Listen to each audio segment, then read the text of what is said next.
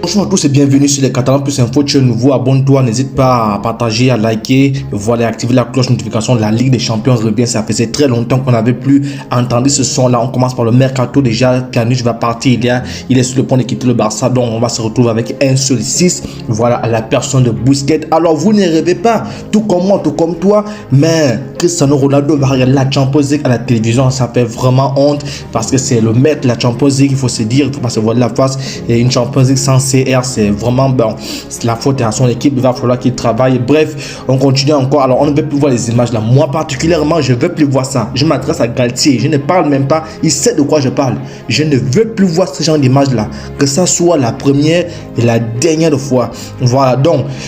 Alors le football, tout peut aller vite. Aujourd'hui, on peut te mettre en haut, demain on peut te mettre en bas. Donc Tourelle a été viré suite à la défaite.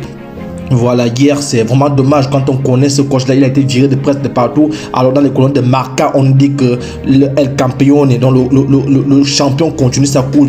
Le champion continue, mais voilà, sa routine des victoires 3-0 au Celtic, même si Karim Benzema a été touché. Voilà, alors regardez un peu cette différence-là entre la direction de Bartomeu et la direction de Laporta. Un seul joueur nous a coûté 135 millions. Regardez tous ces joueurs de classe mondiale à seulement 153 millions, donc 23 ou 19 millions d'écart. C'est dire la puissance de Laporta, c'est dire l'équipe qui entoure Laporta, notamment Alemany, que vous allez voir à la fin, c'est lui le cerveau. Donc la direction de Bartomeu, c'était que la merde, ils nous font dépenser de l'argent pour des flops comme Coutinho qui n'a rien foutu au Barça. Alors, donc voici la composition du moins, voici les joueurs qui ont été convoqués par Xavi. On voit qu'il y a des absents de taille, Bellerin, Alonso, oui, parce qu'ils ont été officialisés hier, ils ne peuvent pas jouer pour le match de la réception de Pilsen. Alors, donc, je crois qu'il y a quand même de bons nombres sur papier, ça va même sur le terrain, le Barça est largement supérieur, d'autant plus qu'on va voir les déclarations du coach de Pilsen qui affirme que le Barça est supérieur. Donc, le Barça fait son entrée de classe aujourd'hui. Il y a des joueurs qui vont jouer pour la première fois la Champions League, notamment Rafinha qui n'a jamais joué la Champions League. Donc, on se rappelle tous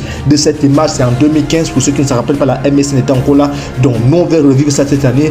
Il va falloir que le Xavi et son équipe mettent la barre vraiment très haute. On va gagner cette Champions League, on va aller plus loin. Les Frankie de Jong, Dembélé, allez-y, conquérir l'Europe.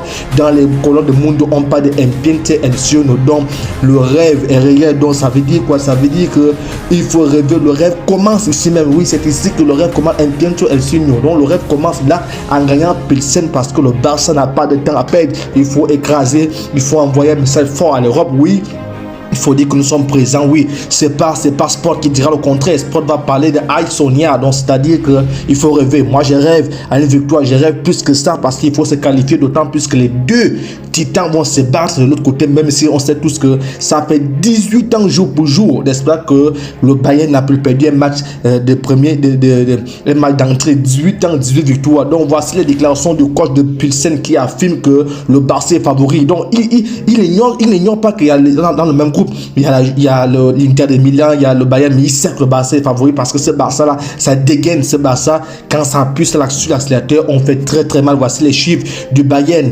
18 ans, ils ont fait 18 victoires, ils ont marqué 45 buts. Toute compétition qu'on fait, je parle ici des tout premiers matchs de la Champions League. Donc, c'est dire la tâche qui attend les Interistes. Voilà, San Siro. Alors, conférence de presse, Barça, voilà. Donc, Pilsen, c'est qui le Pilsen? Pilsen, ils sont deuxième du championnat tchèque en ce moment-là. Donc, c'est une équipe qui sort de. Elle a joué ces 6 derniers matchs. Elle a remporté 5 victoires, elle a marqué 11 buts. C'est une équipe qui joue très très haut. C'est une équipe qui va falloir que le Barça va falloir bien gérer parce que si le Barça ne fait pas attention, cette équipe-là, le 22 juin 2022, a frappé, a gagné 9-0. Donc, le Barça doit faire attention. Et dans une autre vidéo, je reviendrai sur le 11 probable que moi j'aimerais mettre en évidence. Donc, c'est une équipe qui aime jouer en 4-2-3-1 défensivement. Vous comprenez que c'est une équipe qui joue défensivement et se projeter vite sur les côtés. De toutes les façons, cette équipe marque et encaisse pas beaucoup de buts, pas vraiment beaucoup de buts. Alors, donc le Barça est prévenu, le Barça doit gagner ce match. Il n'y a pas de raison que le Barça ne gagne pas. On va revoir ça dans une vidéo où j'explique